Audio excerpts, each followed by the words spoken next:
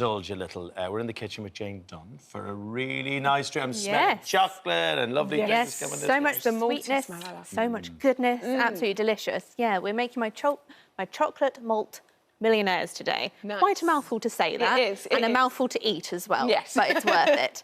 It's a delicious no-bake treat that I thought is something that everyone enjoys making, especially when it's summer and you don't want to turn the oven on. Yes. So using like a biscuit base makes it so much easier.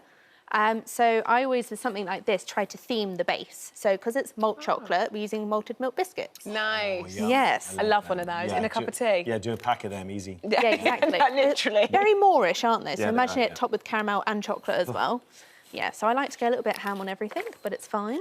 I like the no-bake idea as well. I think there's something good about that when you're making stuff for kids in the kitchen. You know, everyone can get 100%. stuck in and make a 100%. big It's just mess. easier, isn't it? Yes. And then everyone can get involved and it's like less dangerous and that sort of thing. And you keep their attention as well. Once it has to go in the oven for a bit, everyone gets a little bit bored, don't they? And then we forget about it. Oh, such a noisy thing to use. You be noisy, girl. Yeah. So when you're making a biscuit base like this, it's easier to crumb the biscuit down in a food processor. But if you don't have one, you can just use a bowl with a rolling pin. That's good that's fun part as of the well, fun. actually. Yes. Yeah, that's Exactly. good fun. After a nice, stressful morning, just... Yeah, I've not got one of these. I always, every time I'm on this show, I think maybe it's something I should invest in, but I'm quite like, I like the whack. I was going to say, grab that one like you grabbed all the hot stationery. Listen, that was not just me. You just take it with you. I'm sure they won't mind. We were like, we'd never seen a pen before. Yeah, so when you're making a biscuit base, you just want to combine it together so it gets to like a wet, sandy texture, just like this. It's very quick. I'd eat that. Exactly. Yeah, just give us a spoon. Easy. Just give us a spoon, Jane. We'll be happy. I don't blame you guys, honestly. So when you push all of the biscuit into the base, you just basically want to compress it down. Ooh, not have that bit go in there, because that wouldn't be great. And yeah, push it all into your lined tin. I tend to use a 9-inch tin because it creates a good size of the biscuit and the caramel and everything. Nice. But that's up to you. Can I have that? I just want Yeah, what are you doing have with a little that? go at Don't it. you Go dare on, get rid you of go that. that side, I'll go Stuck that in there, side. I right. couldn't let you put that in the washing now. Oh, my Oh, no, word. definitely not. Is it just yum? Oh, dear God. I would... All day. That's so nice. Thanks, Jane. All done so here. good, isn't it, honestly? So, yeah, when you've pressed your biscuit base down, it looks a lot firmer and it chills down really easily. And as you can tell, yeah, biscuit base is straight to the point. The main bit about this, of course, is the caramel. So I use 4 ingredients, which is condensed milk, butter, golden syrup and sugar. Nice. And it sounds a bit complicated, but it's not. You've just got to whack it all in the tin, like into the pan, and you just melt everything down. The thing is, you have to have the heat on quite low in the beginning because you don't want the sugar to burn. Because it then can go a bit lumpy, a bit burnt, but it's not the end of the world. What's that you've just put in there? Sugar? Yes, so that's a little bit of caster sugar. You could say you don't need the sweetness, but it helps make the caramel texture which you're after. Right. You can buy shop-bought caramel, but the thing is with that is it doesn't set. So if you use it as like a cheats method, it will taste all right, but it's just going to be a really slippery mess when you try and cut it up later on.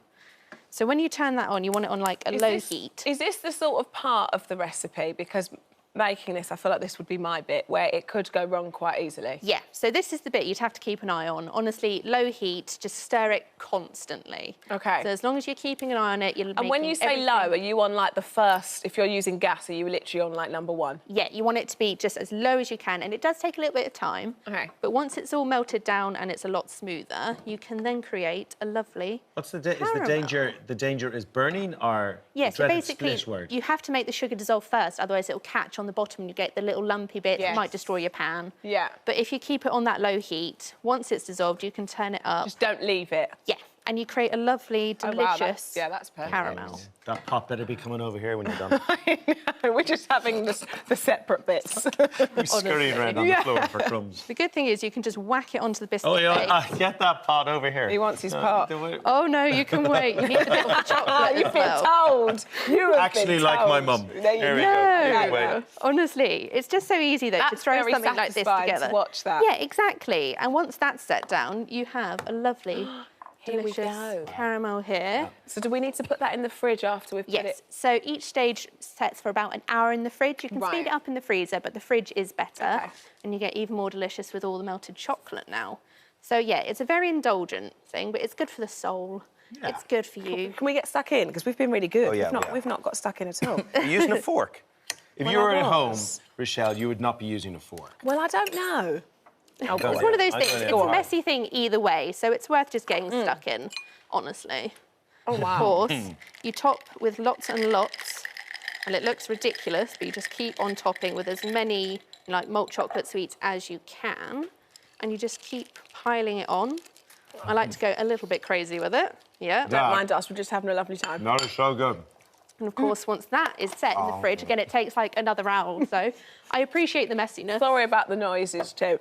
I have to tell you, I was worried it was going to be a little bit rich for me. It's a good balance, though, isn't it? There's so much of it that it makes it light. 100%. And then once it's set, it comes out looking perfect and delicious. It's just like one giant piece. It's a good centrepiece. I could just...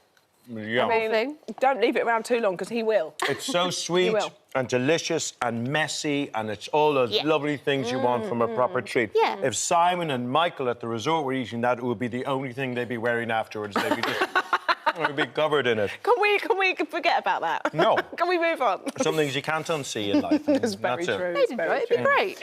Thank you so much. Yes, absolutely of course. delicious. Well, it's great. I got so much stuff in my teeth, but we'll deal with that later. You can read this bit I'm going to eat. For all of today's recipes, all the details and more delicious ideas from our brilliant This Morning chefs, head to the free This Morning app.